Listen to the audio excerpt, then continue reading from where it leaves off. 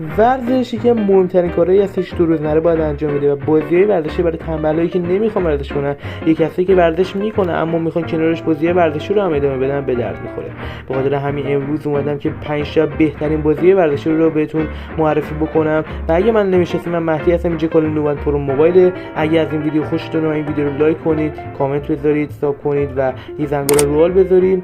و اینکه باید بابت ویدیو شورت قبلی عذرخواهی بکنم چون که داخل ادیت چیزی نبوده، جمله واضح نبوده. خب و من واقعا معذرت میخوام بخاطر اون ویدیو، ولی خب سعی میکنم تو این ویدیو جبران کنم. یکی از بهترین بازی ورزشی موبایل که اگه طرفدار ورزش شمشیربازی باشید با این بازی آشنایی دارید. یک بازی واقعی گرایانه، خیلی سرگرم کننده که تجربه خوبی براتون فراهم می‌کنه. اینکه خیلی مکانیزم مبارزه بالایی داره که سازنده‌ها تو سعی کردن از تکنیک‌های واقعی شمشیرزنی استفاده کنن. دیگر خوبیاش هم گرافیک خیلی بالا و بخش داستانی که خیلی این بازی رو جذاب کرده. و از گوگل پلی اپ استور میتونید دانلودش کنید و شمشیرها رو تو خونه حریفتون فرو بکنید.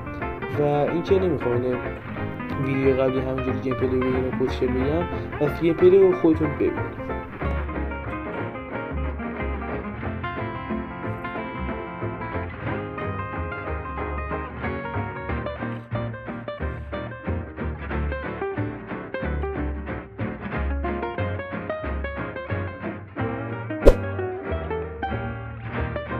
چقدر ما این بازی رو انجام میدونیم که وقتی سونی تبدیلش کرده به ای فوتبال و واقعا ریده توش، ولی خب این بازی همون طیف قدیمی که PES داشته رو حفظ کرده و دقیقا همون بازی که ما توی کنسولمون بازی می‌کردیم رو آورده توی موبایل.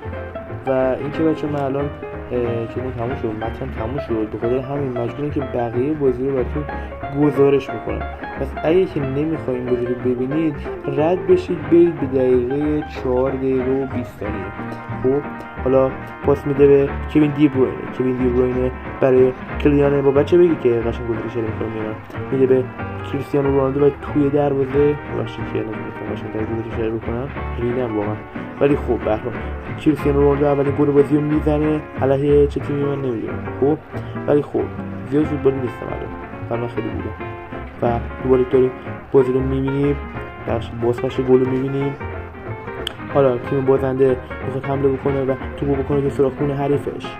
خب فیلاری این میدونم چیه این یارو این کاسمیرو میشه دوباره توپ آلیگاه روبرتسون که بارسلونا حمله میکنه کاسمیرو که بهش نمیرسه، توپ میگیرن سابیلی لریس نمیم بکنه اسمی رو بسیم یا نه، ولی خوب برخوره. خوب توپ میاد توی اوت. حالا فردا مندی پاس کوتاه برای الکساندر آرنولد، لیو مسی برای کریستیانو رونالدو چه خوب شد. خب کیلیان امباپه، جاشوا کیمیچ دیاگو سیلوا یا جاشوا کیمیچ واسه خارپسته وای نمیسته پاس میده اینور میگه وایسته مگه مالم سو گلش میکنم، میگه نبای نمیستم و جاشوا کیمیچ میره توی دروازه نه همچنین توپو بگیره بعد چادان پاس میده ولی خب لومسی با ساک بکنه سال بگیره پاس میده خارج میکنه دیبرونه یک کدوم مسی خب ولی اشکالی نداره. حالا از این دار به دهوار تیم تو میگه چه توگیری کریستیانو رونالدو ضربه کاشته رونالدو میگه مسی به کدوم پسکول میزنه برو حریف چی کار میخواد بکنه داداش دروازه‌بان حریف وای چقدر یک بازی که اگه عاشق بازی بزنید بهتون خیلی پیشنهاد میکنم که این بازی که کاملا رایگانه بتونید از گوگل پلی و اپ استور دانلود کنید. بازی هم اینطوریه که دوتا خرس لخت میافتن به جون هم و میخوان کون هم بذارن. شما هم باید به عنوان یک کنترلگر خوب عملکرد خوبی از خودتون نشون بدید. بازی هم همونطوری که میبینید من دوباره مثلا تماشا بخونم این متن کوچر بگم واسه نمیتونم کوچر بگم چون این بازی ورزشی و باید که گزارش بکنم. حالا خرس نقطه سفید پوست میخواد بزنه KO میکنه همین اولی کاری هنوز گزارش شروع نشد KO میشه.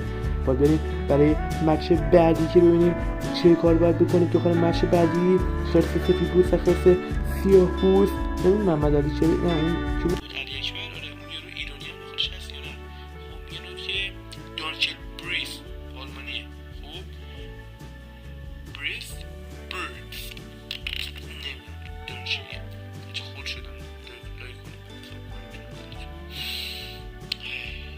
چاقا رو کسشه میگم بریم سراغ بعدی داره فکر کنم آپگریده آره فکر کنم آپگریدش میکنه کاریتون خودشو این چیزی میشه آره آپگرید میکنه آره دیگه آپگریده دیگه اگه آپگریده نخوره کامنت من بگید دیگه آپگریده چون من خدا وکیلی نمیفهم این چی دارم دیگه میره من بگید آپگرید دیگه آره طبیعتا با آپگرید میشه اصلا سازنده هرچی آپگرید بودشم میگه اینا آپگرید میشن اصلا نمیفهم من سازنده ولی خب برحال در میگه به بازی حالا اون خرس سیاه‌پوست میشه روش میخوام میگه یک لواطه مشتی بکنن حالا نمیذاره میگه لواطه بده بخورم اون میگه نه لواطه نمیدم بخوری بعد اون میگه میزنتش میگه اوف میگه چه لبایی داره بعد میگه نه نمیدم بخوری بعد میگه پاشو بعد خودم بکنمت بعد میگه نه بعد میگه کی رو بخور کسکش